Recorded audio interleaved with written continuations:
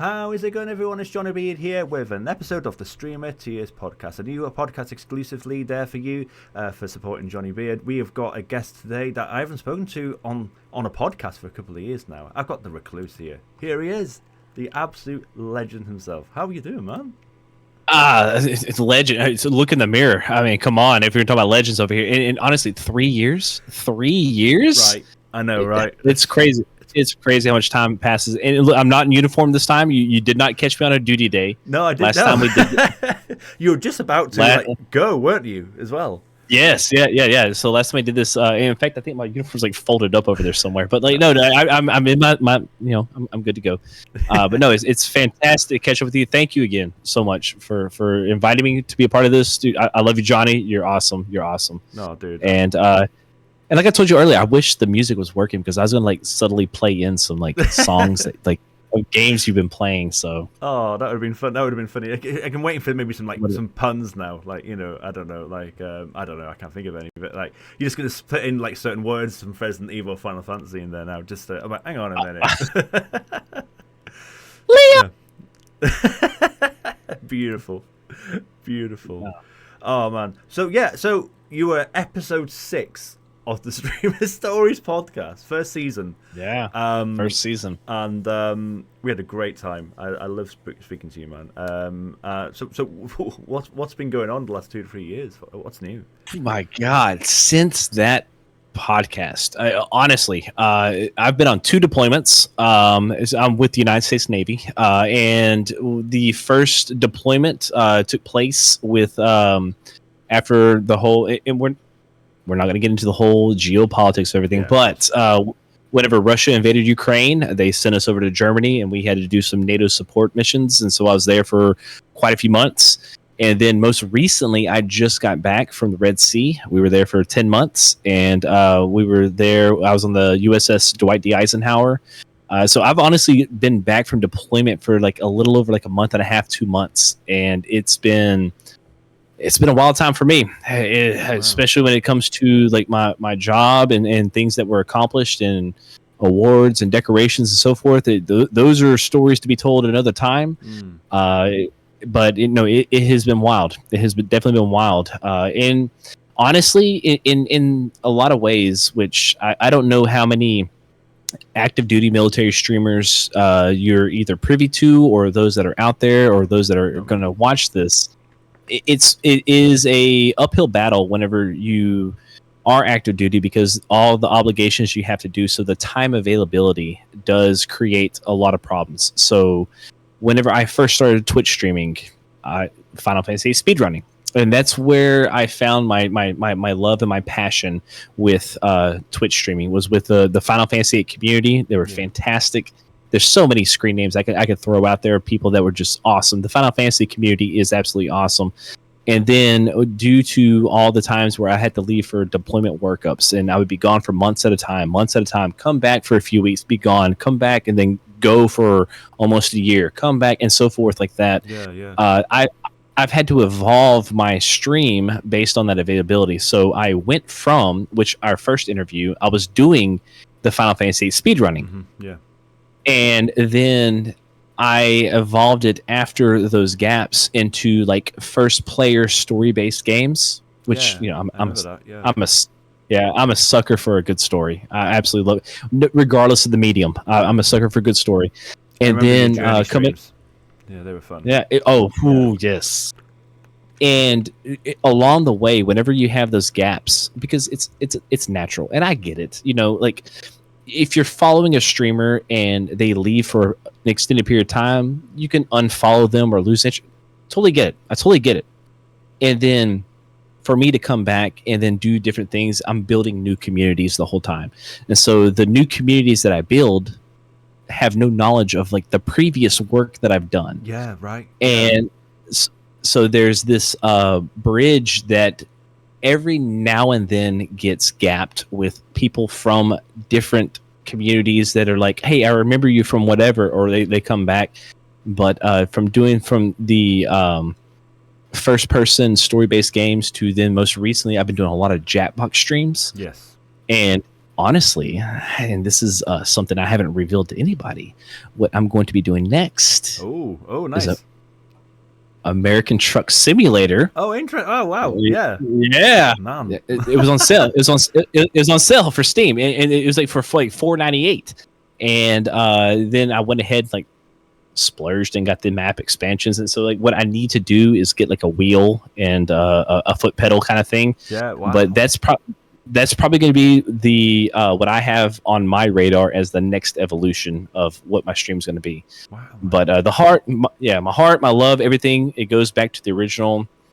And when it comes to video games in general, it's going to be Final Fantasy VIII. Like I told you in the first podcast, it has such a special place in my heart, Final Fantasy VIII. So yeah. And that's the topic we've gone with today, isn't it? So we've gone with Final Fantasy VIII characters. We're going to do a lovely, short and sweet Final Fantasy VIII character tier list today. I can't wait. Yeah, and honestly, and this is something where I haven't played the game in a little while. Wow. But I have such a deep memory with it, and as I told you off recording, I've slowly started working my way getting back into the speedrunning thing. I'm not going to be the bastion that's going to revive the Final Fantasy speedrunning community. No, because there's plenty of other people that are way better than I am. However, it was such a gloriously wonderful time whenever that was just happening. And when you became a part of it. I was part of the community. Yeah, it was. Yeah. It was almost awesome. Got me interested in it, like because it's such. I've never speedrun any Final Fantasy game, but if I was to speedrun one, it would be 8 for sure because I know quite a bit about it now. I was watching you guys do your thing, man. It's amazing. Yeah. What's funny is that like so. I don't know if you are familiar with the streamer Jericandra. Yes. Jerica. We've had her on the podcast. Yeah. You interviewed. Yeah, you interviewed. Yeah. So Jerica. What's funny, and I still communicate with her, and she's one of the ones that were with me from the very beginning that still crosses over, bridges that gap, like I said.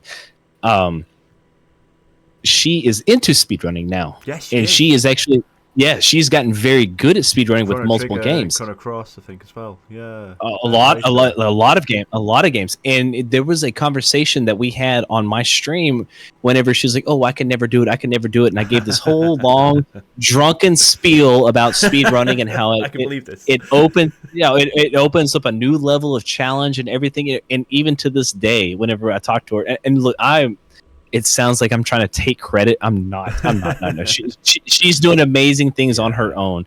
But we had that conversation before she was a speedrunner, and I told her, you most certainly can do it. And she has turned into, I think she's part of like Femme Fatales right now. I think she's actually like climbed the tiers in terms of the female speedrunning community. Fair play. Yeah, shout out to Jericandra. She has had an episode of the podcast. And absolutely. Wonderful bean. Absolutely. Yeah. Did you know she had surgery on her ears? No. She has elf ears now. She went over to Europe and got. And this is not dirty laundry whatsoever. She has this posted on her social media platforms. Right. But no, she has surgery to have like elf ears implanted on her actual ears. Wow. Yeah. Goodness me, she's a character. She's amazing. Okay, right. She is. Let's get on with this then. So we're gonna do a phone sheet. Enough about Jerica. We love you. So yeah, we're gonna talk about Final Fantasy VIII characters, obviously. So there's 5 tier lists. So there's 5 tiers. Sorry, to the list. There's the S tier would be love, and then like the A tier is like, and then the B tier is meh, which I think shouldn't sound like B tier to me. Then the C tier is I don't like, and then I think it goes straight to F tier, doesn't it? Which is hate. So love, meh, don't like, hate. Let me ask you this real quick as a qualifier. Am I able to change answers after I make answers? Yes, of course you can. Absolutely. Okay. Because I'm pretty sure that as I make these answers, because one of the things I was telling you is because I haven't thought about this and we came up with this idea on the fly, where as I start to explain my answers, I'm curious as to whenever I start to kind of like dissect all these sort of things, I may like come up with like, no, this character needs to be higher than that character kind of thing. It's going to be interesting doing this as well because you're going to have like your personal feeling towards the character, but there's also like the combat situation as well. Like, do you combine the two? Do you balance it? How do you their personalities versus their usefulness in battle might be a factor. Never considered combat. There we go. We are making this up on the fly. All right. Yeah. No, I was just going on personal feelings. Okay. All right. So here we go. All right. So I'm going to place the character in the B tier, which is the middle, and then we'll just move about depending on what you want to say. So if you want to go with the love, like, meh, I don't like, or hate, or if you want to go S, A, B, C, or F tier, that's fine. Just let me know, and I'll place it accordingly. All right. So and this is personal opinion, and I'll try to give an answer because there's only 14 of them, right? Yeah. That's right. Yeah. Okay. So I'll chip in as well with my opinion as well. But this is your list. This is yours. You own this. That's fine. Yeah. All right. What do we got first? So of course we started with Squall here. Squall, the main character. Well, I mean, how can you not put him S tier? Because he is the protagonist. It's hard to exclude him from the top, whether your opinions about his characteristics are positive or negative. He is what drives the narrative. Squall's got to be S tier because everything regarding it. And I'll at the end of all this probably cycle back to where I think Squall has more important role in the story, even though Square wants to say Squall's not dead. Give me a tinfoil hat, okay?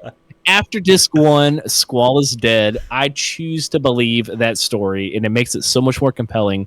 And I feel like the entire game is driven through Squall's narrative. Hell, Squall is, for many instances, yes, there are a few exceptions, but for many instances, he's the only one you can actually read his thoughts whenever they have the transparent text box. So it has to be S tier. Squall has to be S tier. I don't think, even to this day in 2024, there's a more polarizing main protagonist in the series in terms of people's opinions.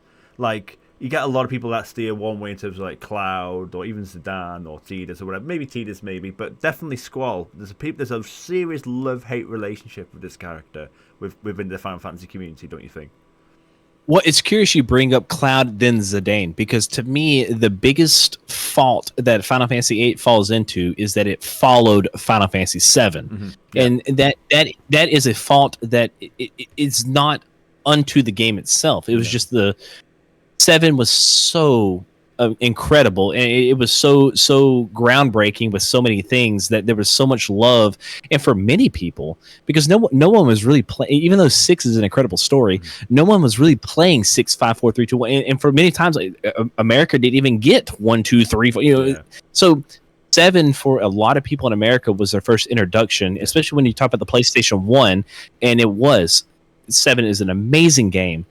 And then anything that followed after that was being compared to that, and it's two completely different games. 100%. And I felt like 8's biggest fallacy is that it followed 7, and if it wasn't in that situation, it would be viewed completely different. And so, whenever you look at the main protagonist of Cloud versus Squall, you're getting the feelings of 7. And then 8, rather than hey, these are two completely different stories, completely different universes, completely different everything. Yeah. So, but no, I get it because 9 in itself went back to the crystals, and 9 went back to the baseline of what Final Fantasy started as, and so I felt like 9 found its way being benefactor of. Hey, 8 took all the shit from following 7. So then anything after that was going to be loved. And they I'm not saying they did fan service because 9's a great story. 9's fantastic. I love 9. And it went back to the original because 7 had nothing to do with the original Final Fantasy. 8 had nothing to do with 7, and 8 had nothing to do with the original Final Fantasy as well. They were complete independent stories, and in each way they were branching out on a completely different type of narrative. Yeah. And so I get it. I've seen it. I've argued against it. It's just one of those things, man. Because a lot of these games, especially yourself, myself, these are games that have childhood nostalgia, nostalgia attached to it. So. It's one of those where how do you convince somebody that one thing is better than another whenever you're dealing with a a deep childhood emotion, so you're not going to win that argument. And it's one of those where people that have this feeling of 7 is absolute best, and they played it back in 1997 whenever they were at whatever age, I get it for sure. No, with 8, I've said this a few times as well, like they're completely echoing what you said in that respect, but to add on to it, the problem with 8 as well, unfortunately, is that it took too many risks. It took too many experimentational stuff when it comes to like the way that the game works with the junction system, with the leveling up system, and and all that stuff. Like, it was such a departure from 7, which was such a departure from the previous 6 in itself. So it was completely on its own. And when people started to realize how to get the most out of 8 by using the internet or using whatever, it came out at the wrong time as well, in terms of the game that came before it in 7, but it came out at the wrong time as well, just on the cusp of the millennium and online video gaming being a massive thing. Whereas if that game came out, maybe if that game was Fantasy 6 in the mid 90s, earlier 90s, then I reckon it'd be seen as a much bigger light. Like, it probably like similar light to what 6 is seen as, because you wouldn't have had like the video gaming guides and all that stuff to tell you how to spam the junction system, the magic drawing system, card modding, all that stuff. Whereas since 8's come out, we've had this massive like YouTube culture, Game of Recluse culture, all this stuff, and now people go, well, the game's shallow, and I know how to beat that game too easily. And it's like, well, if you played a game when it came out for what it was, and you explored it in its intricacies when it came out, and didn't use guides, didn't use YouTube or whatever, you'd find that the junction system is so diverse, but in a good way. Like, one of my favorite things I've seen in the last few years, and this is a shout out to the lovely Moonbeam. I watched her play it, first time playthrough Fantasy, and she did not want to Moonbeam, yes, awesome person, right? She played it first playthrough, no spoilers, no guides, no nothing, and she absolutely loved it. And I'm like, that's how you play 8. You don't get the internet, YouTube stuff involved, because if you play it like that, you will have such a great time in this game. It also goes into the fact of like during that time in the late 90s too, if we can remember back, that was Squaresoft's like big boom, and they were popping out RPGs left and right that were just classics. I mean, because I remember getting Vagrant Story, I remember getting Chrono Cross, Final Fantasy VIII. Everything was happening at that time, and yeah, maybe it was just too much too soon, possibly. And it's an interesting argument you bring up. If 8 was 6, yes, and then of course bring 6 back further, because 6 actually technically was further back. Yeah. Then yeah, but like whenever you look at the stories independently, 8 to the modern day has a look. With every Final Fantasy story, there are massive plot holes. And we have to suspend disbelief for a lot of things. Final Fantasy, okay, so we're suspending disbelief for a lot of things. Whenever you exclude some major plot holes, the baseline story kind of has a little bit of traction with modern day. And I think that whenever they took Final Fantasy VIII and they turned like, yes, it was teenagers. It's a Japanese game. They like to age their characters a lot younger than the Western cultures. But like, whenever you militarize these schools, and then whenever you have all these sort of type of actions that are taking place before you get to like Disc 2 and Disc 3 and so forth, but everything kind of just like flips on its head, becomes like an actual fantasy final, if you will. It's one of those where it's a very compelling story, because whenever you look at Squall, you're dealing with a character that has grown up long before you knew that he was an orphan and that all the orphans were all together and everything. Yeah. But he is just this, we call these type of people Joe Navy, like somebody who joins the military and is just cut and dry, just straight military. It's one of those where everything is black and white. There's regulations and then there's violations, and they walk the straight and narrow. And those type of personalities don't make friends. Yeah. They don't, but they get the job done in the environment that they're in a military world. And so with Squall, you saw that transformation of his character, because like he was that type of just very reclusive, very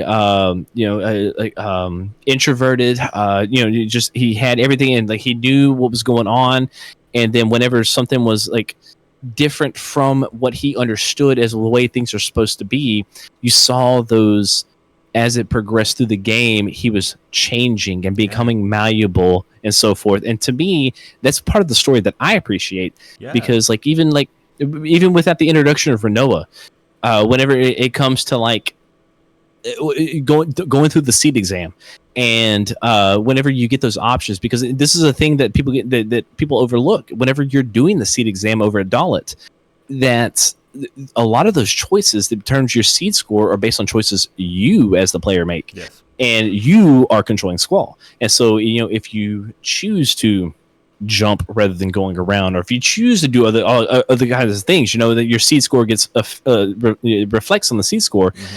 And to me, that's one of those subtle type of character transitions of seeing Squall change from this straight and narrow to then what we see him when he evolves into Dis 2, Dis 3, Dis 4. Yeah. Of just like, hey, it's not about the mission, there's a bigger picture at play, that there's a bigger objective, and then he's now, Seed, fuck Seed, it's all through the wind now, so. That's fantastic. Thanks for sharing that, because I can see, again, your relations to Squall as a character, and obviously Final Fantasy VIII as a story as a whole from your perspective now. That's fascinating. Thanks for sharing that. I never really thought about things like that, for sure. Oh, it's all good. Yeah. All right, so character number 2, who we got? There we go. So you mentioned it already, so we'll go for Renoa. Renoa. S. Obvious S. Obvious S.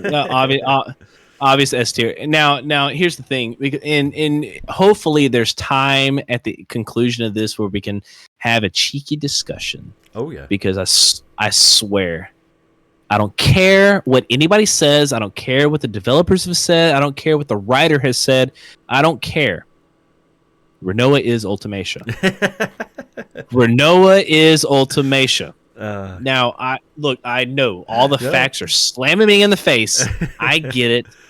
I choose to believe Renoa is Ultimatia. So if Squall is in my opinion, if Squall is the main protagonist that is driving the narrative of the story, which he is, that's your main controllable character, Renoa is the catalyst to so much of Squall's decisions that happen. And we're dealing with a late 90s game that is very linear. So it's not like this is some sort of open world, open choice type of thing. Your choices are limited to like, hey, do you want to join the Trebia? Oh, no, not the Trebia Garden Party. I was thinking of Selfie. Do you want to join the Garden Party or not? Mm-hmm. Do you want to? The choices limited or very minuscule in terms of like determining like the actual like path of the story. Yeah. Now, when it comes Renoa's narrative and Renoa's character drives Squall's character. So Renoa to me is an obvious S tier, because there is no Squall without Renoa. There's no Renoa without Squall. I choose, as someone who's played the game for, if I were to look at my Steam account, it's probably, the last time I looked at it was like 1800, 1,806. I think the last time, like 1800 hours of playing this game. Renoa is Ultimatia, and I choose to believe that because it makes the narrative so much more compelling. Yeah. And with Squall being dead, Renoa being Ultimatia, to me, that is the most fascinating, best way to play the game. But I've played the game so many times. So whenever we're talking about the Moon playing it for the first time, no, don't think about all that. No, just play the game as is. But being so deep into the game, absolutely, because like what Renoa provides to the game is, if you look at the box art, you have the all-time contrast of everything. It almost looks like a yin-yang symbol, but it's black and white. Yeah. And if Squall is the black, Renoa is the white, to bring that balance together, there's always this type of metaphorical, abstract contrast that these Final Fantasy games provide within their story narrative. And so, yes, look, early in disc 1, Renoa talks about a relationship with Cypher, which I'm sure Cypher's on this list, and so we'll talk about Cypher later. Yeah. But it's to me, it's one of the things where Renoa brings in the necessary catalyst for Squall to evolve, to become something more relatable to the player. Because whenever, like I said earlier, when Squall starts out, how many hardcore, straight up militarized people are playing this game? Probably none. And then whenever you start seeing this progression, you get this woman that changes everything. I mean, hell, she's got the white wings on the back of her blue whatever outfit that's called, and everything starts changing, and she's what's like changing everything. And then all of a sudden you start seeing her being so important in a lot of changes, where it's like, whether she had a relationship with Cypher or not, whether Adele in Disc 3, it has her connected to him, and all these sort of things where she's lost in space, and you have to you are willing to sacrifice yourself to go save her while she's floating through space. All these sort of things. So to me, Renoa is definitely S tier, because there is no Squall being S tier without Renoa being S tier, because that's what drives the Final Fantasy VIII narrative. It's those two. Definitely. I completely see where you're coming from, and like you said, I like this this logic that you've kind of provided here, whereas in Squall's like, he's basically like, the operation comes first, the mission comes first, life is, nothing else matters apart from the mission and whatnot. Whereas then throughout the whole story, Renoa's like pecking at him almost, like kind of chipping away at his armor, so to speak, throughout the whole thing with playful teasing, with questioning his narrative and logic and stuff like that. No matter what it is, everything that Renoa represents is the opposite, like you said, the yin and yang of what Squall has in his life. Exactly. And eventually, the love blossoms and all that stuff. So it's amazing. All right. Character 3. Who we got? We got Quistis. Ooh. Quistis. Okay. Quistis. Instructor Treep. Or Treppy. Yep. I call it Treppy. I'm going to exclude speedrunning, because in speedrunning logic, she is very important based on her combat abilities. Yeah. But that's the only value that she massively provides, is with her combat abilities in specific situations. I'm going to give Quistis B. Now, it's not because she's not sexually appealing. All these female characters are, okay? So it has nothing to do with looks. What it has to do with is, in the narrative, she's the initial instructor,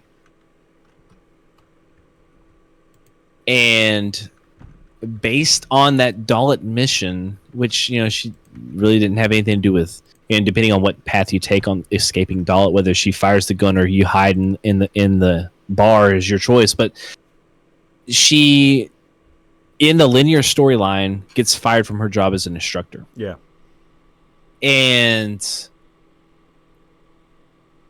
she is meant to be the older sister, because whenever we come to learn about the orphanage and we know about the ages of all of these characters, she's the older sister, older Quisty, as like they call her. It's, to me, Quistis, I feel like, because we're dealing with 14 characters on this tier, yes, there's importance. However, she falls short based on the narrative of what her potential was going to be. Yeah. Now, for her to be an instructor at the age of, like, I think it was like 19. I think the original guide has her as like 19-year-old instructor, a seed instructor. But getting fired from it, I just think, and then also not only proclaiming her love to Squall and all that, I think that, keeping speed running aside, I put her in B. I put her in B.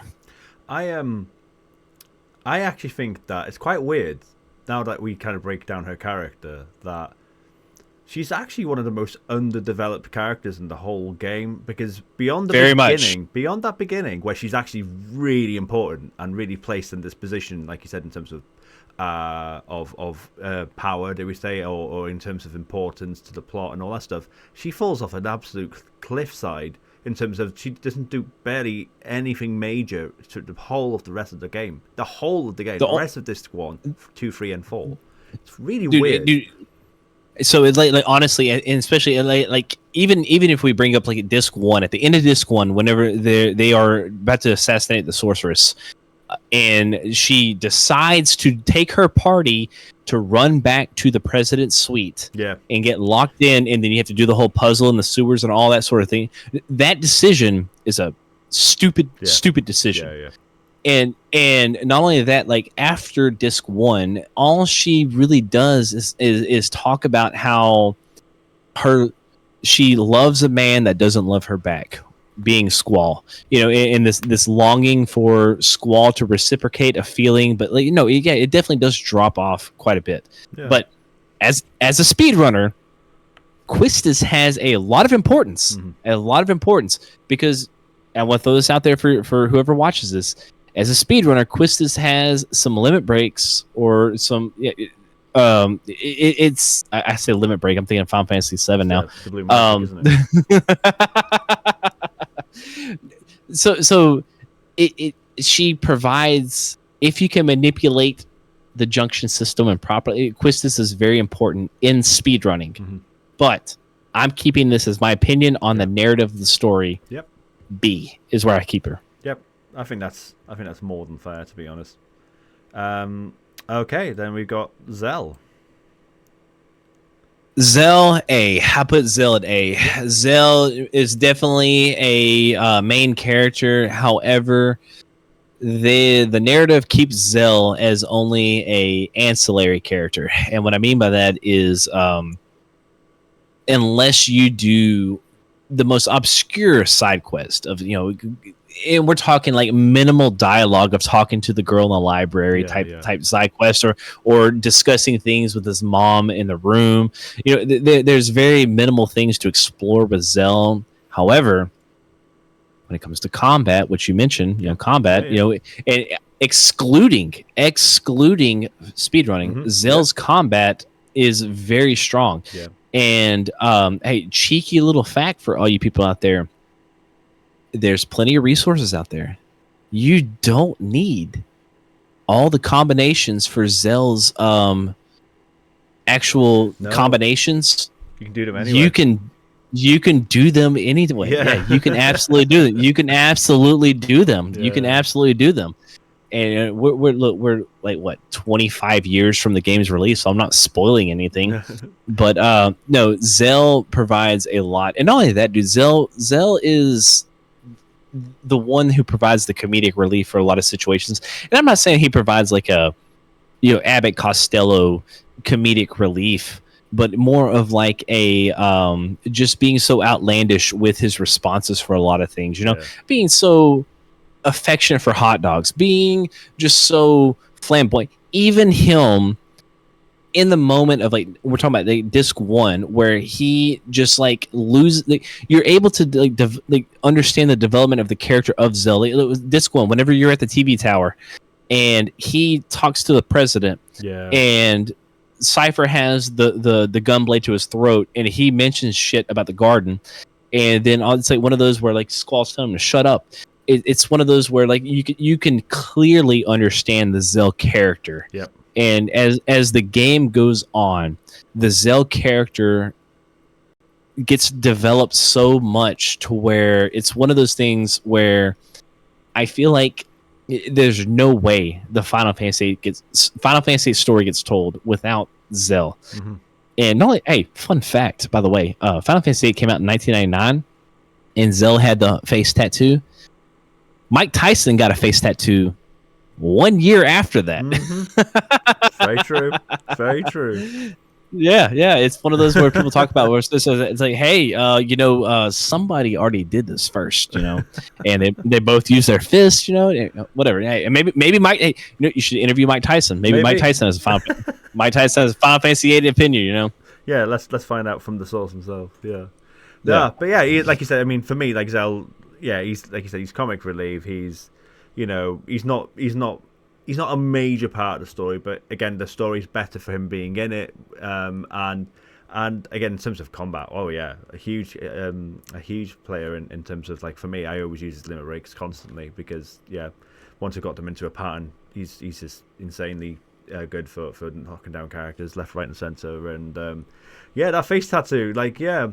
I always wondered why they'd never, like, talk about that in the game. It's such a weird thing to not talk about. Like, why have we got a face right? tattoo? They never reference it once. You're in a military academy, and you can't drive a hoverboard, which the prefects confiscate from him. But you can have a face tattoo? Are you kidding me? Like, are you kidding me? Like, come on, come on. No, they never mention it once. Never. Funny. Oh, funny. Okay. Next up, then we got Selfie. Selfie. Oh man. Selfie. Like, is that a euphemism, or are you just making an objective opinion? I wasn't making euphemism, but hey, it does work. Oh my god. Okay, so Selfie.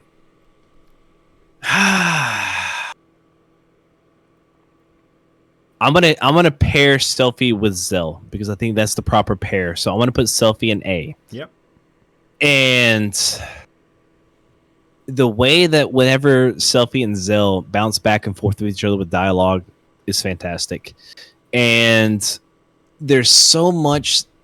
Whenever we talked about Squall and the chipping away at Squall, Selfie also has a part to play in that as well. Mm-hmm. Because a lot of what Selfie provided, because in the very, very, very beginning, whenever you leave the classroom, you're walking through, boom, you run right into Selfie. Now, you didn't know who she was at the time. Yeah. You run into her. And it's one of those where whenever you're on that Dalit mission, your seed exam mission, Selfie comes into play. They gave her an entire CGI introduction for that, And it's Selfie, the most adorable character I've ever played with. Whenever you are Disc 2, you're at the missile silo base. And as a speedrunner, I'm most familiar with having Renoa, Selfie, and Quistis in my party at the missile silo base. Selfie's dialogue at that missile silo base is fantastic. Yeah, absolutely fantastic. It is whether you play the game on a speedrunning strat or not, have Selfie in your party. When Selfie goes to that missile base to stop the missiles from launching on Balam Garden, it is superb. It's awesome. It'll make you break out and laugh whenever you're reading it because she's so adorable with the animations. The whole thing is fantastic. So to me, Selfie brings so much color to the story with the characters. And if we're going to talk about combat, Selfie has the most absolute strongest attack in the game, being the end. The end can kill a mega weapon. Yep. So she is allowed to have this type of power. Not only that, like full revive, full heal, full cure. Excuse me. The whole thing where what she can do is incredibly overpowered. And I think that with her character being as perky and cheery, maybe I'm being a little persuaded by the short skirt. Who knows? I think that she fits in the A category because the narrative, keeping Quistis in B, I'm comfortable keeping her in B. And then with my idea that I think the logic of it is of like, hey, Squall and Renoa in S tier, and then having Zell and Selfie paired together fits very well. I think Zell and Selfie are just the male female of the different types of characters in the game. Yeah. You know what's something? We talk about Quistis and we talk about Selfie in terms of like their roles in the game, and we talk about how Quistis almost falls off the edge of the cliff in terms of her plot narrative kind of just doesn't really go anywhere beyond the first like few hours of the game. Selfie, on the other hand, gets stronger and stronger and stronger as the game goes on. In fact, you talk about the missile base.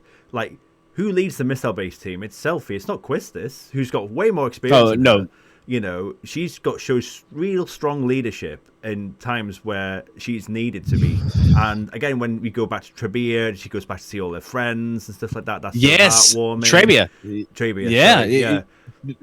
Trebia. No, that's actually a fantastic point, because like whenever you get to the point of Trebia Garden, that is a completely Selphie-driven narrative. Yeah. Completely Selphie.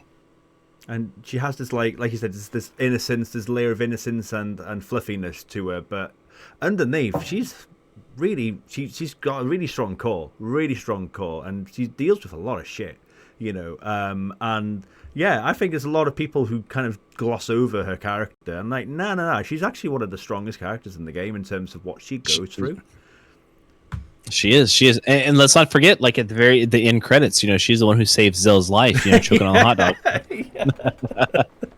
I fucking love Selphie. I always have, and it might even have something to do with the skirt, but definitely as time's gone. I mean, come on. Like, whenever any streamers cosplaying Selphie, you know, like, the first thing they're looking at is like, are you wearing the dress? Because you gotta wear the dress to cosplay Selphie, you know. Well, my hair's getting Selphie length now, actually, so I might wear the dress next time. So. Oh, okay. Is that a new like donation goal or something we got to accomplish? Maybe. I need to do more cosplay. A Johnny Beard Selphie. Oh my god, dude! The world would implode. Oh my god. Oh, you're gonna hold that to me now, aren't you? All right. Well, I'm gonna bring it up. I'm gonna definitely bring it up in your stream. Fuck. Yeah. Okay. All right, then. So the final of the 6 main protagonists, and we got Irvine. Okay, so I'm gonna utilize the same thinking that I had with Quistis. Speed running aside, because Irvine is absolutely, we're talking pinnacle importance of speedrunning. Story, just story.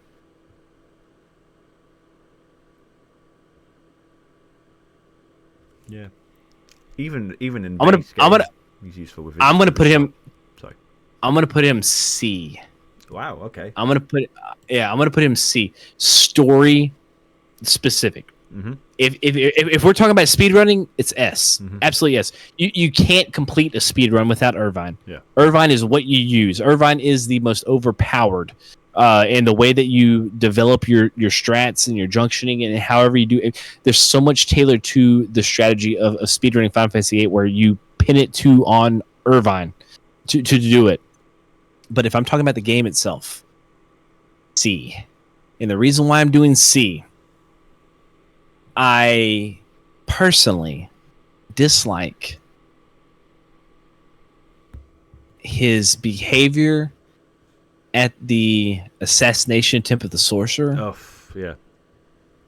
I personally dislike his revelation of everyone being in an orphanage, because it happens so late in the game where I'm just thinking, like, if you knew this all along, why now? And it happens so late in the game. Mm-hmm. I personally just dislike his character's one-dimensional. It's just he just wants to bang chicks. That's it. And this is, look, again, speedrunning, he is your number one character. He is the person that you tailor everything towards. Irvine is what wins you a speedrunning situation. Yeah.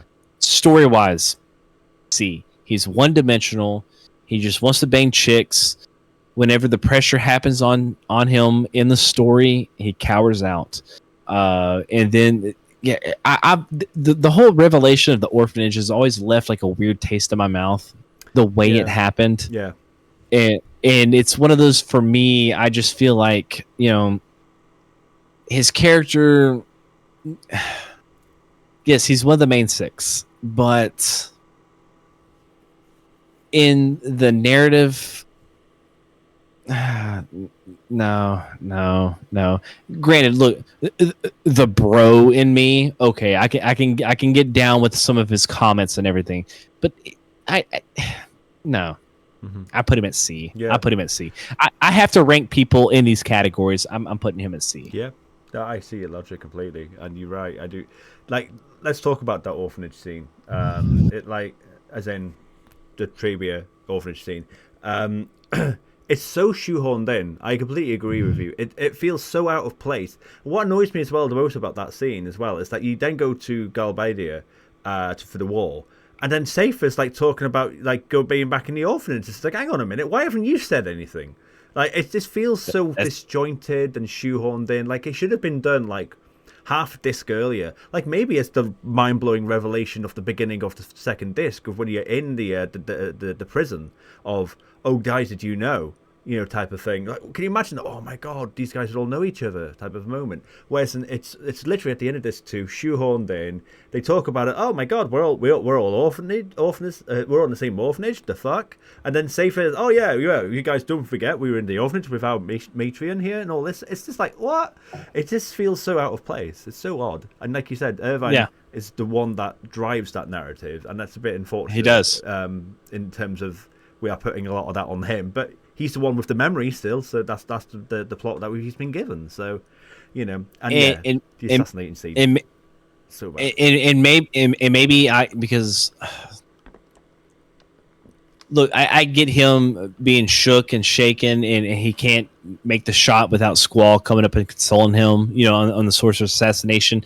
I just feel like the way whenever him as a character, whenever he was approached to that moment, that was one of those where I was just like, oh, dude, come on, you know. He literally had one job. One job. And up until that point, he was the cockiest fucking dude that you could ever imagine. Yeah, exactly. Yeah, it's. So bad. Yeah, I completely agree, man. Completely agree. But yeah, like even from a non-speedrunning perspective, in terms of like, oh, he's so OP. He's so OP. The shop limit break, man. And like I said, when it comes to speedrunning, he is absolute S tier number one because that is the character you utilize for the speedrun. Yeah. He is the one that wins you the game. Yeah. Like along the way. Yeah. But narrative wise or story wise, no. No. Ultimecia shot. It's final hit. Ultimecia shot. Something like that, isn't it? Yeah. So he delivers that, doesn't he? So yeah. Oh, you get like the plasma cannon. You get all because you're sitting there just hitting R1 the whole time. You know, because he has the capability of having his limit break of just being just stupidly overpowered, and you have an opportunity to just continually shoot on top of things. Because like even like getting past oh my God, what's his name? Goobaroo, the guy down the basement. Norg.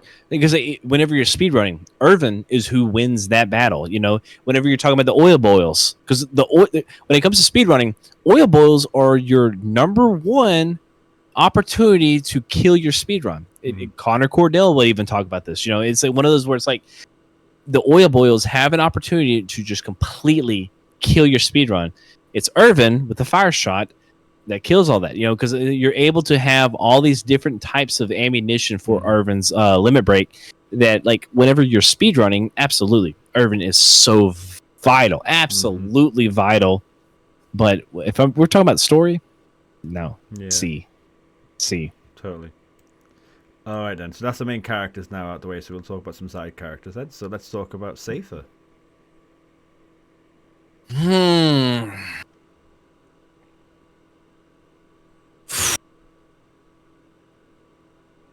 He's a very interesting character. Very interesting and very important character, too. Since I've made the proclamation that I'm staying within the narrative of the game, Cypher gets an A. Okay. He gets an A because of how important he is to be the primary antagonist to Squall throughout the entire game. Yeah. I mean, hell, the opening CGI, Squall and Cypher, and everything everything from that moment, there's always the battle between Squall and Cypher. Even whenever you go when you go on the Dullet mission, and Cypher is the mission leader, and then you have these moments of like, because like Zell's there with you, and Cypher's making a decision, he's breaking the rules, and then Zell's like, oh no, we can't do this, and that's Squall being straight and narrow military person. Hey, our leader's saying this, we're going to do this, kind of thing. It's like one of those where Cypher has gone through the seat exam multiple times and failed. Cypher, personal opinion, won out of uniform, whenever he does the seat exam. That's just my personal observation on that. That's true. But too much familiarization, too much failure. And for him to be in that position so many times, he's proven himself as competent. So they would put him in that position based on experience and competency. And him and Squall having their thing, the Squall narrative does not get driven without Cypher. Yeah. Now, we can throw the tinfoil hat on. Disc 1, Squall is dead. Disc 2, we can have fun with that because I love to have fun with that. But like you immediately in Disc 2, Cypher is controlling the prison with the Moombas, and like Cypher is the right hand of the sorceress. That is, he is a self-proclaimed knight to her. That is whole thing. And so I think that for Cypher, I have to give credit where credit's due. Even though there is the most limited in the most early part of gameplay opportunity you have to control Cypher is very important to the story. Very important to the story. And so I give him an A as a character. Yeah. Yeah, he's arguably, in terms of like, it's quite interesting when you got two narratives performing really here, where you got like the mission and you've got the emotion, and you always feel like the main mission villain is obviously Ultimecia, but when it comes to the emotional driven narrative, it's Cypher. He is that. Again, we're talking about yin and yang with Renoa. He is the yin and yang for Squall for different reasons in that respect, isn't Absolutely. he? Absolutely. He has two for different reasons, and the way he plays that role as the rival, the opponent, the threat, whatever you want to call it, because he molds his way through the story's narrative. His role is always the opposite of Squall. Always the opposite of Squall, and it's various different reasons, he plays that role very, very well. He is dare I say, an annoying prick, but for the right reasons, in terms. Well, because it's even like one of those situations whenever like during the Shakespearean days of theater, whenever you would have the villain and they would remove their mask, the people would applaud because like we hated you so much, but you got us to believe into the story. Like you can't have a compelling story without having something you want to happen and with something that's opposing that force. And whoever is the one that's driving that opposition, you have to give them credit because like it makes it believable. It makes it it creates tension. It creates the drama. So it's one of those things like with Cypher. He definitely is that character.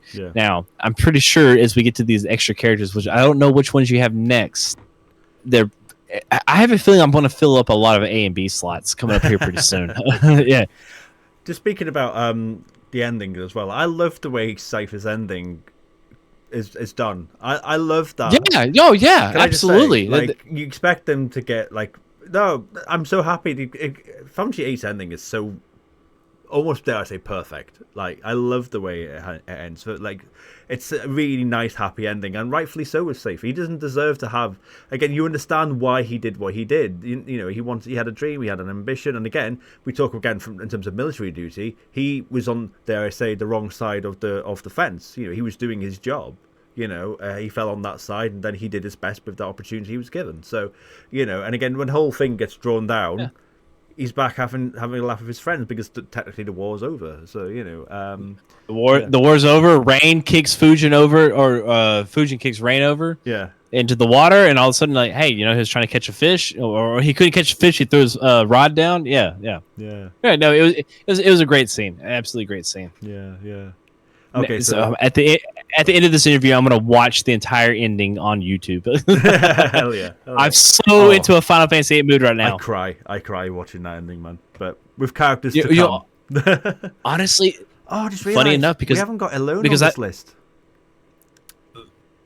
Well, funny enough, I call her Eleni. Oh, Ellen. Ooh. Yeah. So that enunciation was introduced to me while I was speedrunning, because I always called her Elone. Yeah. And then somebody, whenever I was doing my speedrunning, they said Eleni, and it made it so poetic and so beautiful that I've always adopted Eleni after that. Now, whether it is or isn't, I don't know. Yeah. But it's like one of those where whenever it comes to Alone, Eleni, I call her Eleni. Yeah. But no, when you're talking about like endings that make you cry, have you finished Final Fantasy X yet? Yeah. Well, yeah, many times. Yeah. Oh, yeah. Yeah. About to say, because like to me, that. Yeah. Ooh. Yeah. Because that's a narrative. I know that's not the topic of our discussion right now, but that's a narrative that hits on a few heartstrings. Yeah. Oh man. Yeah. Okay. Anyway, so next character. Yeah. So there's no Eleni, but we have got Headmaster Cid. Cid.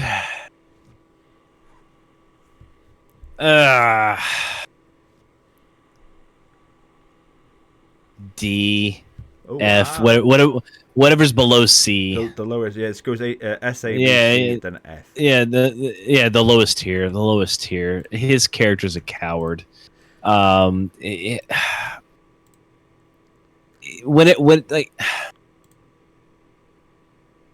I feel like whenever it comes to Headmaster Cid during the game, whenever you interact with them, including the times which the prefects that are supposed to be working underneath him are beating him up, and he's like wallowing and whatsoever, and that's whenever you go see Norg, whenever the whole takeover of Balam Garden takes place and everything, like for him to immediately turn over all authority and power to Squall. Now, I don't have the tinfoil hat on whether Squall's dead and this is his, whatever kind of thing. I feel like that fits into that narrative, but no.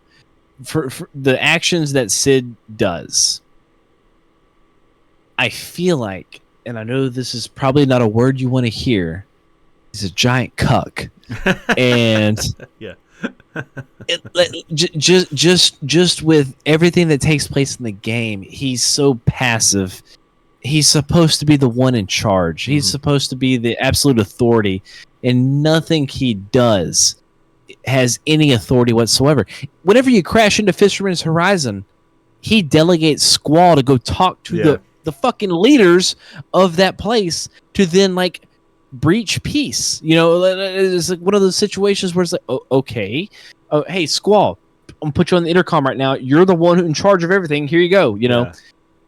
Funny moment, yes, but like at the same time, whenever you look at the character itself, it to me, you never see Cid in any type of assertive situation. You never see Cid in any position of like doing anything he's supposed to do in the position he's in. And he is a focal point of a figure for moments where you have to go interact with him while you, as Squall, are solving all the problems. And I just think that Cid, he's just so weak. He's so weak in this game. He's so weak. Yeah, he really does. They made Cid a frog in Final Fantasy IX. They should have done it in 8. Like come on. Yeah, no, you're right. You're completely right. Actually, yeah, we always think about him as this cheeky, charming kind of type of comedy relief. But when you do delve in, like you just have, like you're just completely right, lacking in leadership, lacking in authority, a cook. If definitely, I mean, how has he got with Vidia, man? Like again, like what, like that. I remember when that revelation, even when I was a young Great kid. question. When I was a Great kid, I was like, question. how? How did you What how did did you land do? Adia? Yeah. Like how, man? Like she's absolute stunning. And I'm like, what did she see in you, bro? What? It's got to be what's in his pants. And that's the only thing that makes sense. That's the only thing that makes sense. Yeah. Yeah, because in terms of the way he. Sorry. Anyway. Yeah. Bad. Sorry. So that's where I'm going to put him. Yeah. Yeah. F tier. I agree. I actually agree with you. Yeah. I'm with you. Okie dokie then. So that's so we now have the three characters who are from the past. We've got Laguna. Ooh, interesting. This is interesting.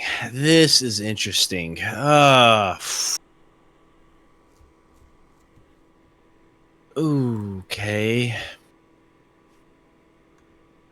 Let me think here real quick. I'll try to get my best answer. It's obviously balancing between S and A. I'm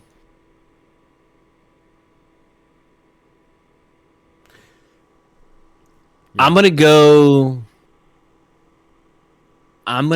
S with Laguna. Yep. And I'm going S, excluding the battle music, which is one of the best parts. If you could hear our music, because whenever I do my speedrun, I run Roses and Wine. I have an excellent fucking version of Man with a Machine Gun. Yeah. But excluding the music, Laguna, because of Squall driving the narrative so much, Laguna equally does the background narrative as powerful as Squall does the present narrative. Yep. And there is so much information that Laguna provides, and there's so much context to the character development of Renoa, of Laguna, of all these sort of things that takes place where he is in the mix of the main characters. And then ultimately, like Div 3, whenever you actually run into him and he's damn president, it's one of those situations where like you get the most important information from him about how to actually attack Ultimacia. Even though, was it like I was gonna say Dr. Udon. Odine, yeah. Odine. I was gonna say Udon. So like he is able to get you to talk with him, and whenever, because like being the president of Estar, however you want to pronounce it, there is so much importance he has as a character, what he was able to accomplish behind the scenes. But whenever you interact and interweave with him through it, the story itself cannot be told without Laguna's adventure. Mm-hmm. And what his interactions with Julia Caraway, his interactions with Rain, everything that takes place, because even though Eleni is not on this list, which maybe at the very end we can add Eleni on our own, it's an important factor in the driving narrative of this game. And Laguna, to me, belongs in the S tier because the story cannot be told without Laguna. Mm-hmm. That's where I'm going to put it.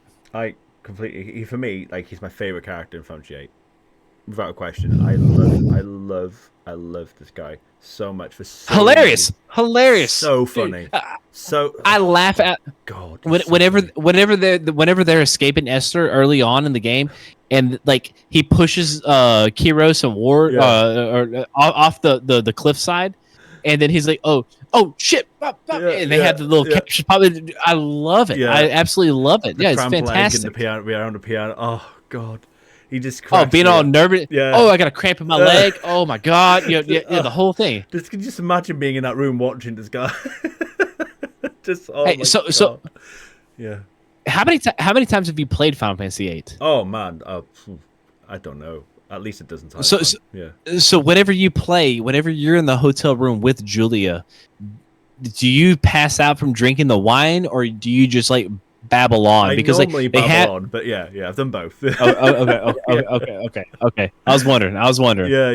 Yeah. Oh my god. Yeah, but yeah, in terms of comic relief, it's one of the funniest characters in Final Fantasy history.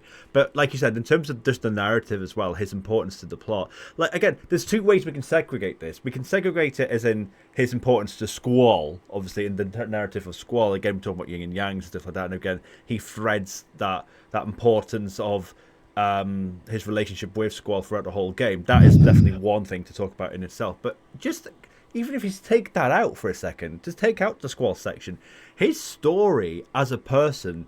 You go again. He's a journalist, and when you journal his life story, it's brilliant. Again, he falls into the military. He doesn't go in because he loves it. He falls into it. Oh shit! Oh, never mind. Type of thing. Oh, da. And then he goes down the journalism route. He goes down. He falls in love with someone. And then he falls in love with someone else, and as a child, and again.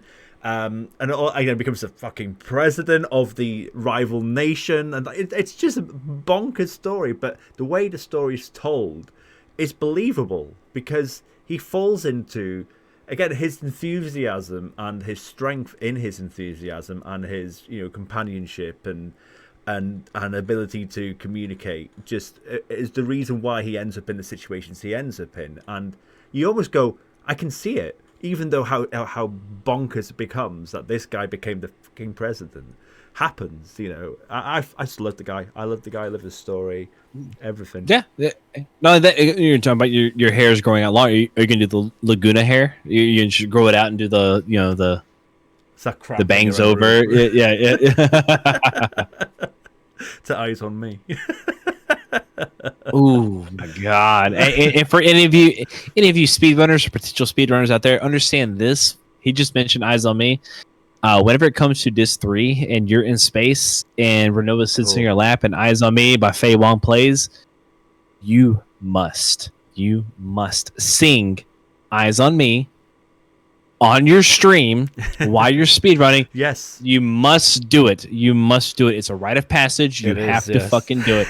Oh my god. I've had the worst, except tone deaf. I love music. I love to sing. I sing all the time on my stream. I make ears bleed every night. And it's one of those when it comes to Eyes on Me, I don't hold back anymore. I used to be very cautious, because like whenever with like Cyanide and Bert and all those and Dindo, they were doing all the streams. Yeah. Whenever it was like a golden age of like speedrunning Final Fantasy VIII, and whenever that's how I get to learn it from them. And I just remember being so nervous, and then like now, oh my god, dude. Yeah.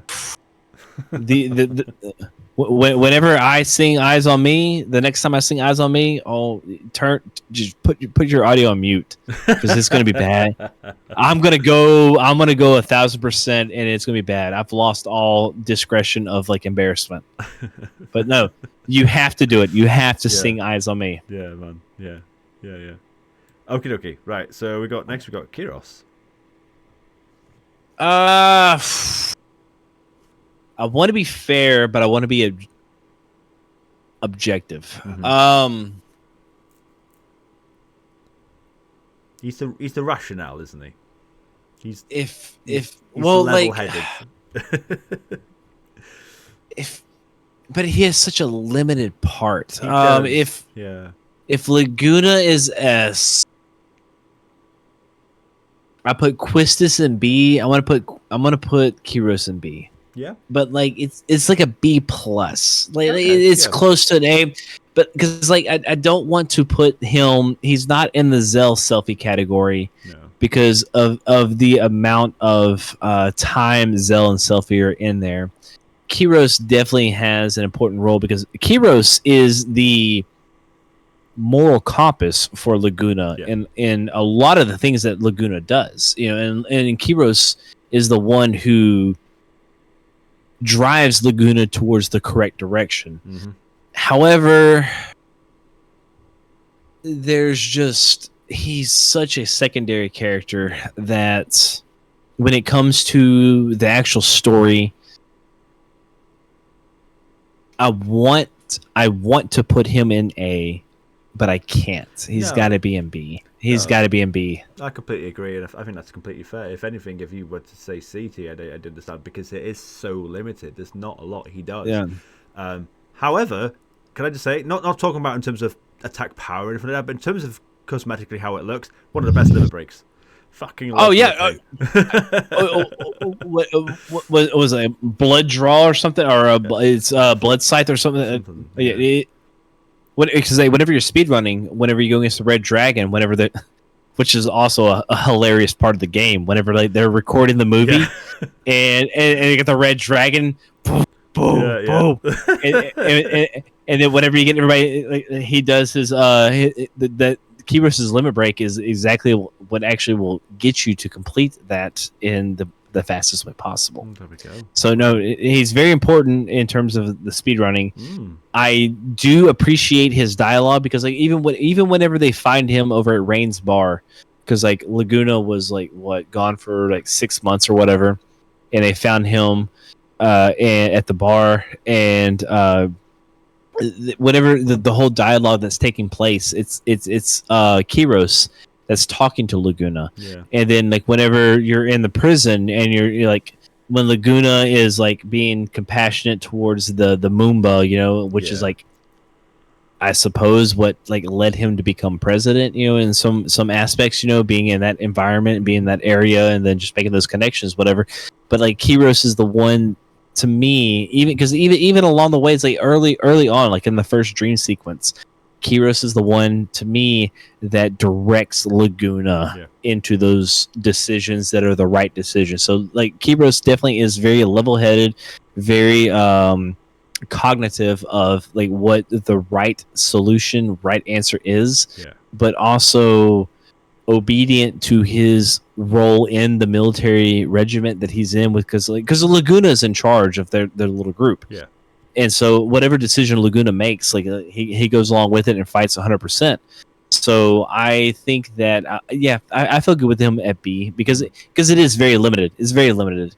And if there was more Kiros, like I said, it would be a B plus at max. But B is where I want to put him. Fair. And then we got Ward.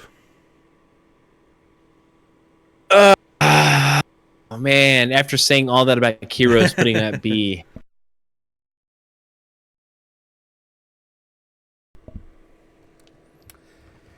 Another limited character. Speaking strictly on.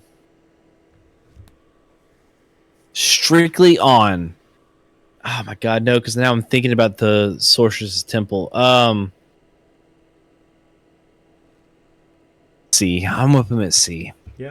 I'm putting him at C because it's through his fault. It's not through his fault. Excuse me. That he loses his voice.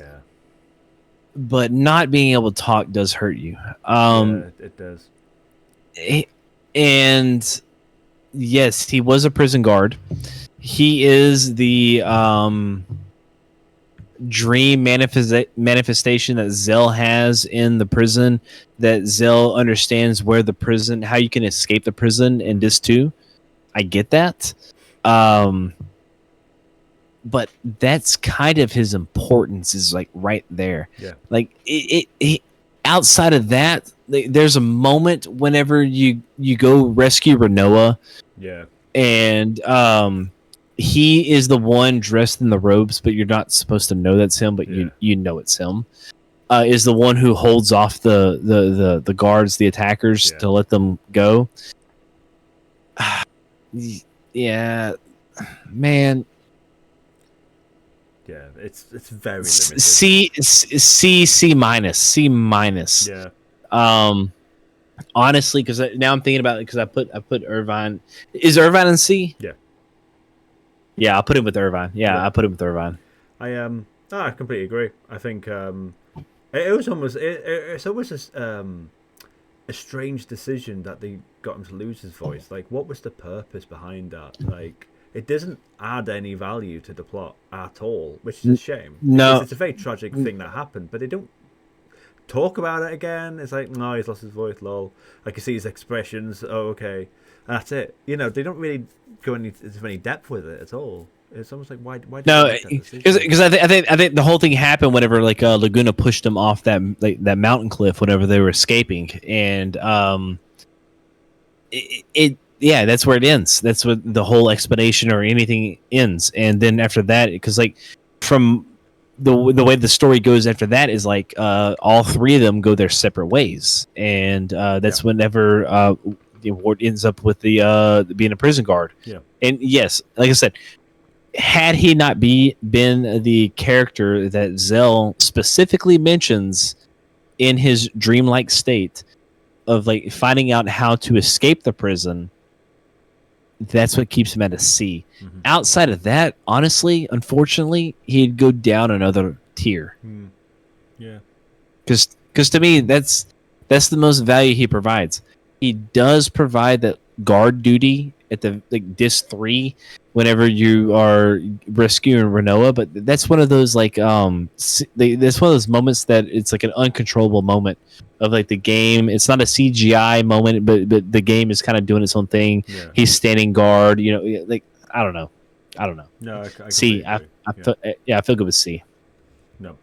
Okay, we've got 3 characters left. They're all sorceresses, so we'll start with Adia. Oh, Adia. Oh shit. Okay. Wait, there's 3 sorcerers left? Is it Adia, Ultimacia, and Adele? Yeah, Adele's on it, but not Eleni, not alone. I don't know. I didn't make the list. Okay. So we'll do Adia, Ultimacia, Adele, and then Eleni after that. Yep. Adia. A. I want to put Adia at A. Mm-hmm. She is close to being S, but not S. A. Because honestly, after disc 1, she just drops off until later in the game whenever you go to her orphanage after you find out that you were an orphan and so forth. And so there's a... Well, you know what? No, wait. Hold on, wait. Because disc 2, when you're at Galbadia Garden, you fight her again. But no, there's so much influence she has in disc 1. Yeah. Especially like killing President Delling, taking over. I mean, her introduction into FF8 is just... Do I put her at S? Yeah, I know. Do I put her at S? Do I put her at A? One of the low-key best parts of FF8 for me is when she murders Delling in front of thousands of people. That's fucking brutal. Yeah, it's fucking amazing. Man, do I put her at S? Do I put her at A? So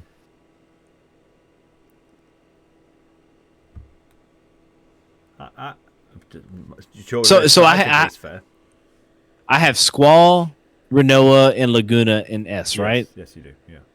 I have Cypher, Zell, Selfie. Who else is in A? And that's it, apart from Nawadia. Yeah, I put her into A for now.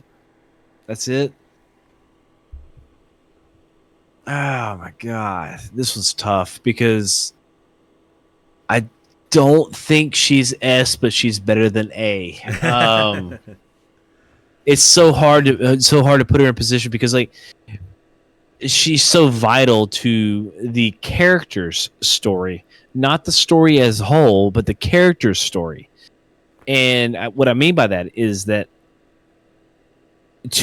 for the characters to be developed, they go from mercenary school kids, and then they find out there's a connection to their past. She is that connection. Mm-hmm. And then as it progresses on, she is the one who gives them information about Ultimacia. Yeah. And she, not only that, gives them the pass to find the white seeds, which is incredibly vital to then progress to go on to find Ultimacia later on. So, man, where do I put her? It's got to be S. It's got to be S because of how important she is in the narrative. Because it's not only that in disc 1 she's the big bad guy, you know, that you're there to assassinate, and she fucking throws the ice pick through Squall's heart. Yeah. Which kills Squall. Tinfoil hat. Yeah. But not only that, you fight her again as the ultimate boss on disc 2 at Galbadia Garden.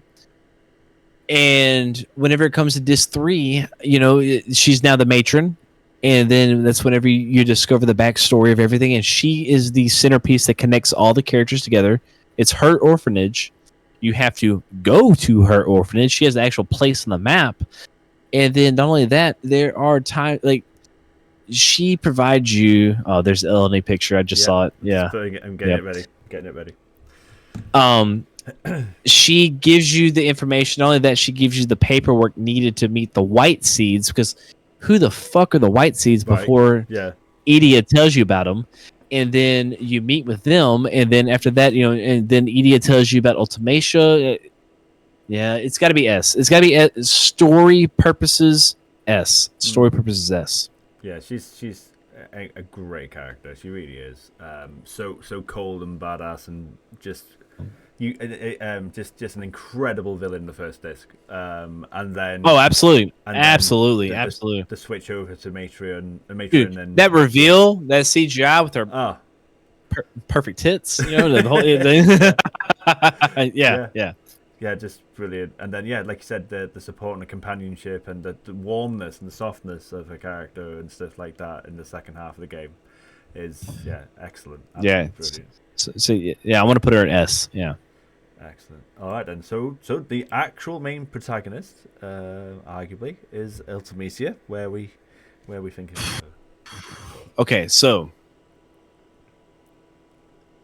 if Ultimacia is not Rinoa, yes, that is the giant outlier on this. Okay, because I have two completely different answers on this. Yeah. If Ultimacia is not Rinoa, as the writers have said she's not, as Square has said she's not, okay, if we're doing that, Ultimacia is C. Now, if Ultimacia is Rinoa, she's S+. I know that's not a category. I'll explain both. Ultimacia gets revealed way late in the game. And if we just look at Ultimacia, without the Rinoa connection, look at Ultimacia, we find out about Ultimacia so late in the game. It's one of those situations where it's like, while playing Final Fantasy, okay, it's another adventure we got to go down. It's another thing we got to explore. It's another thing we got to go accomplish, you know, and it happens relatively quick, you know, because like whenever I originally played the game on PS1, it was 4 discs. And this happens in the span of like you find out about Ultimacia on disc 3, and then on disc 4 you're at Ultimacia's castle. You know, so like it happens fairly quick. So if Ultimacia is just objective Ultimacia, C. Now she is the ultimate villain of the whole thing, the bad guy of the whole thing, you know, and she's doing this time compression and the whole aspect of it, you know, and where she's just eliminating everything. Okay, you know, it's a major thing that we need to stop. I get it. Now, if Rinoa is Ultimacia, this is where everything changes. This is where everything changes, because the fundamental concept of Rinoa being Ultimacia is Rinoa being reconnected to her love, which would be Squall, and her compressing time because Rinoa absorbed the sorceress's power, which sorceresses in this game would transfer their power upon their death. And so Rinoa in the game lore is a sorceress if she is Ultimacia. she's trying to reconnect with Squall. And so now we're talking about a love story that crosses a timeline we can't comprehend. And what she's trying to do is compress this timeline to bring her and him back together. I'll be waiting for you. Where? Here. So the very beginning sequence of the game, in that field over, which ultimately is actually Edia's orphanage, the yard out there. Yeah. But that whole area. So if Renoa is Ultimacia, S+, because I take a completely different direction on viewing the game. Yeah. If Ultimacia is just Ultimacia, C at best. You know what? C, because she is the final boss. I won't put her below C because she is the final boss. You can't complete the game without beating her. You gotta complete. You gotta be Ultimacia. So C. Yeah. So that's where I'm hung up. That's where I'm hung up on this. I want to understand that. Yeah, I completely understand that because she is, like you said, on the surface. We are going with what the plot says it is, and not the fan theory, should we say? The fan theories, yeah. It is weak. She's a weak villain, I think. Overall, she's introduced too late. She doesn't do a lot really when she's introduced, but then again, you kind of have, it's kind of like the Sephiroth Hojo Genova type of problem, as in who does what in Final Fantasy VII. The same thing can argue with Final Fantasy VIII in terms of who does what. Is it Adia? Is it Ultimecia? If you're saying Ultimecia does all the shit in this one, you can make an argument that she actually should be higher up, but on the surface, it's Adia that's doing all that stuff. So therefore, I do feel like Ultimecia, what she does in Disc 3 and 4 is very lackluster. She is introduced too late. Has a banging castle, but and the music is fantastic, by the way. Oh wow! Can you imagine that remade? Okay. Anyway. Oh my god! I hope for it. Oh my god! I hope for an 8 remake. Oh my god! But she doesn't do a lot really, if I'm being honest. But like you said, if you do put the fan theory into that, and she is Renoa, and on all that stuff, like you said, the threads of the time compression and the jumping from again to free sorceresses in this respect, between her, Adia, and Renoa and stuff like that is just the storytelling is exquisite in that respect. So yeah, completely. And which is why I wish that Square would embrace that fan theory, because part of me wonders if they created the story and then the fans actually created a better story within their story, and they just don't want to acknowledge it. Because I look, every single bit of information you find out about Renoa being Ultimacia, R plus U, the whole thing, it's all been debunked. So and by the highest levels of authority within this actual video game. But I feel like that makes the story so much fucking better. It just makes it so much better. Oh my god! I just wish they would embrace it. They would adopt it. I think they have said stuff like they might introduce threads of it into a remake, because I think it was I hope so. Katase was asked about it, if I'm not mistaken. It fits. Yeah. It fits. It fits. He literally said, honestly can't that's fit. Not true. Although that's quite interesting. If exactly. It, maybe we would do. Yeah, he has. Yeah, he has kind of said something like that, if I'm not mistaken. Because the whole thing about it is whenever you see these breakdowns, you can find them on YouTube, you can find them at all the other places. But Renoa being Ultimacia, to me, is, if it is purely a fan theory that the developers did not intend to happen, that all of a sudden people that played the game sound like, hey, this story would be better. It's the best. It's the best fan theory ever, and it works. It fits, and that's honestly the Final Fantasy I choose to believe. It really is. Whenever I play Final Fantasy VIII, Renoa is Ultimacia, and Squall is dead as well. I keep those in my mind while I'm playing it, and to me, the story is so much more compelling, and as you talk about the threads being weaved, it makes it so much stronger, because there is this overarching narrative. If Renoa is Ultimacia, now we're talking about something that connects Disc 1 to Disc 4, And now we're also talking about something that the opening CGI sequence and the ending CGI sequence, when they're in the same field, this white little feather, the whole thing about it. Because even when Ultimacia has her little with the black wings and everything, the whole contrast of black and white, I just think that is so. It's not official, but I just so wish it was. I just wish it was. Okay. So, on the surface, C. Ultimacia gets a C. Yeah. If Renault is Ultimacia, S plus. Yep. S plus, because that becomes the single driving factor of the entire game is Ultimacia. Amazing. Yep. All right, 2 left. We got Sorceress Adele. All right, Adele. So Adele gets a C because you run into her in Disc 3, the end of Disc 3. But Adele has importance in Disc 1. Yeah. Whenever it gets introduced, especially whenever you start talking about like this whole like satellite system and the broadcasting system and everything, and like everything seems to revolve around this whole like 17-year gap of satellite broadcasting. And then it was like they stopped doing that because like 17 years ago Adele was sent off into space, and then they have the lunar tier, what's it called Shit. Pandora. And so then like Adele is encapsulated in this whole device and everything, and there's things that need to happen for Adele to be freed.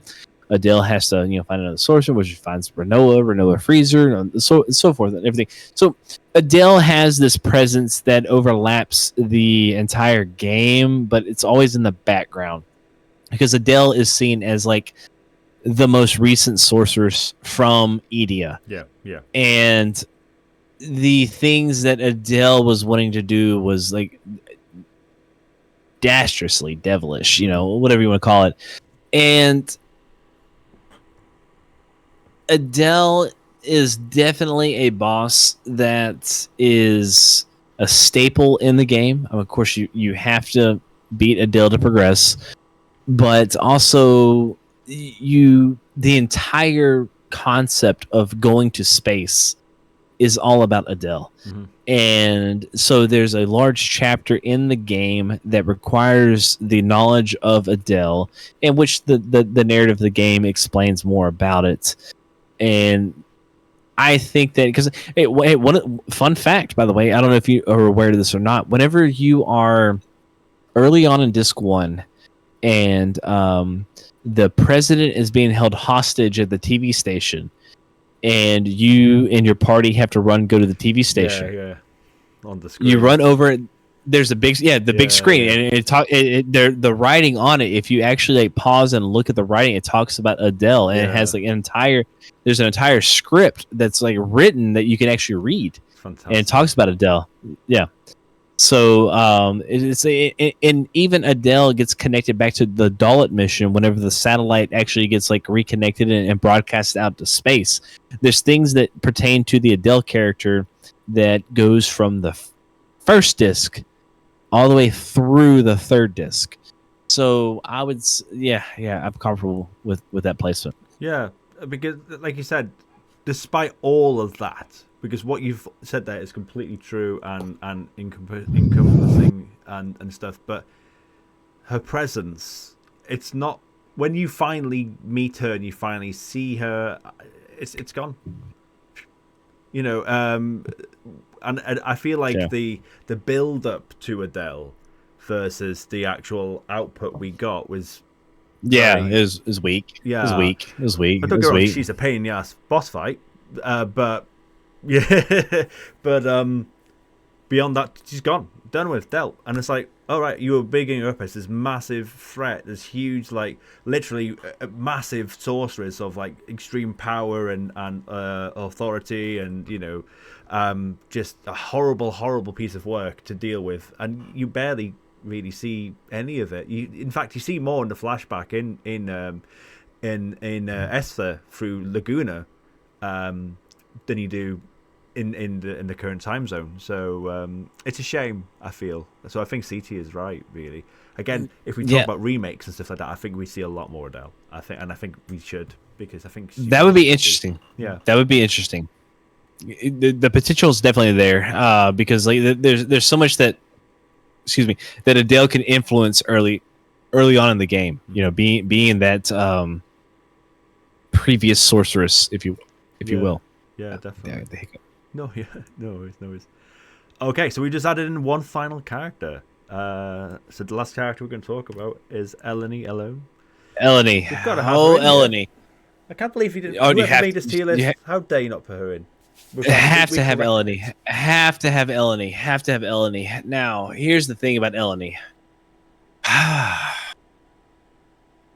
Is she vitally important? Absolutely. Absolutely vitally important. There's in no capacity whatsoever is she ever playable or ever in combat or ever anything whatsoever. So she's definitely an NPC by definition. Mm-hmm. But Eleni's importance to the game cannot be understated. However, with respect to how I've been trying to grade everything else,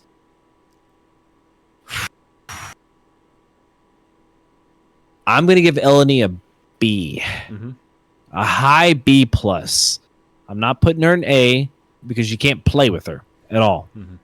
But a B, because Eleni, if for those that are unfamiliar or didn't know, which you should know, in the absolute very beginning, after the CGI, whenever Squall's laying in the fucking hospital, Eleni is right there. Yeah. Squall. So we meet again. You know, and you run into her again whenever you're fighting Grinaldo. Like there's so many things. The whole white seed thing is they're protecting Eleni. Yep. You know, and then like whenever you talk about the Laguna timelines, you know, the Eleni, baby Eleni, you know, which is probably the most adorable character ever created. Yes. Oh my god, the most adorable character. Yeah. So Eleni is always there, always there. If Eleni was a playable character, the argument for A is definitely there. If Eleni was a character on like the Renoa playable character, I would consider S. But being that she is, to me, the most important NPC in the game, I'm going to put her at B just to try to be fair with the grading that I've given other characters. Yeah, I think that's fair. I think that's completely fair.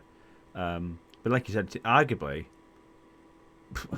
she's as important as the main characters, because she, like you said, she is there from literal start to finish. She's in the end credit scene on the ship, you know, on the no, she goes to A. Okay. because time compression does not happen without her.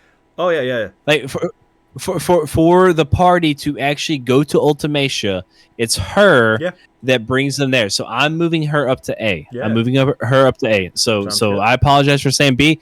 Now that I'm thinking more about it, she goes to A. Yeah. She goes to A. She's hugely important. You can't fight Ultimacia without Eleni. No. Because Eleni is the one who sends you back in time. Yeah. Eleni is the one who does all these things. You go to space, you find Eleni in space, you know, and it's the whole Eleni gets an A. Eleni gets an A. Like you said, when you talk about the word threaded, which is your word we use a lot today, she's there. She's the most arguably threaded character of any of them. She's there in the present, in the past, in the future. You know, she's everywhere, anywhere and everywhere, from start to the game to the end of the game. She's everywhere. Absolutely vital character, and as personality goes, she's really nice, really sweet. To be honest with you. I love when you try to play cards with her. She's like, "You want to play cards now?" Man, dude, I've speed ran so much I forgot how. Like, I can definitely play Triple Triad, but I haven't played in so long, so it's like one of those things where, man, because for me, because I run the Quistis only Triple Triad.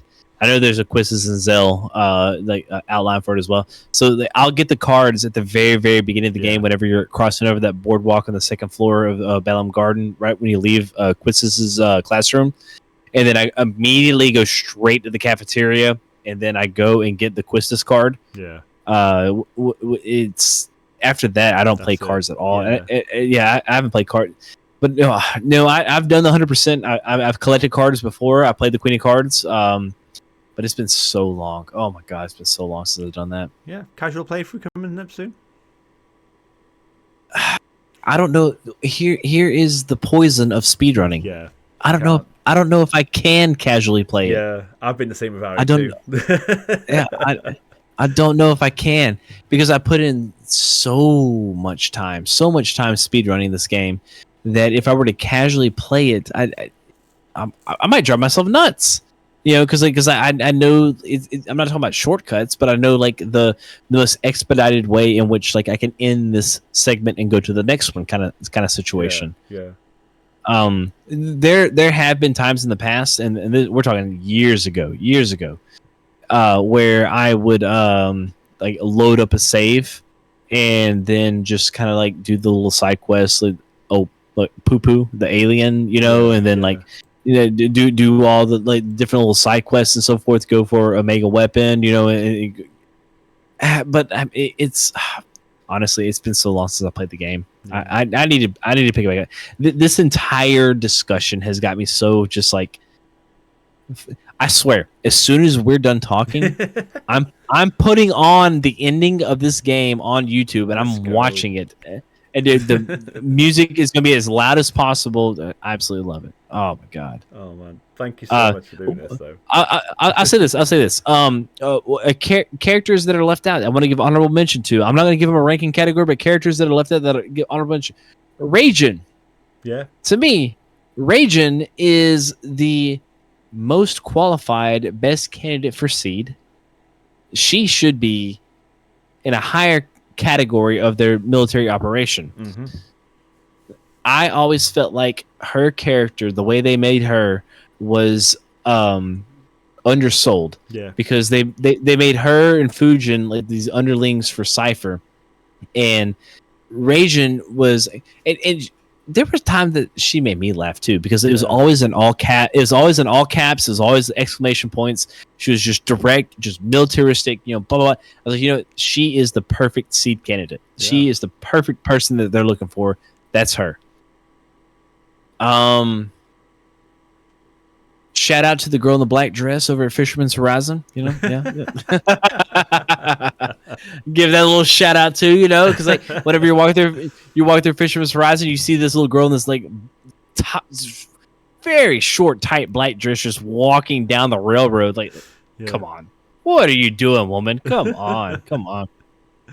Oh yeah. Any of her honorable mentions? Let me think here. And I'll be brief. So we talked about Zell with the library girl. Yeah. The picture girl. What about Zoo? Who? Is it XU? Sue? I always struggle to say her name. Sue. Oh, excellent. Yes, excellent. Yeah.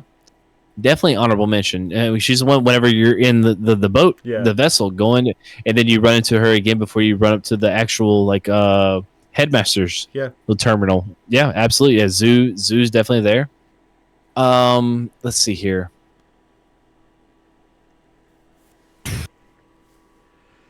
Yeah, I'm trying to think. Yeah, I'm thinking too.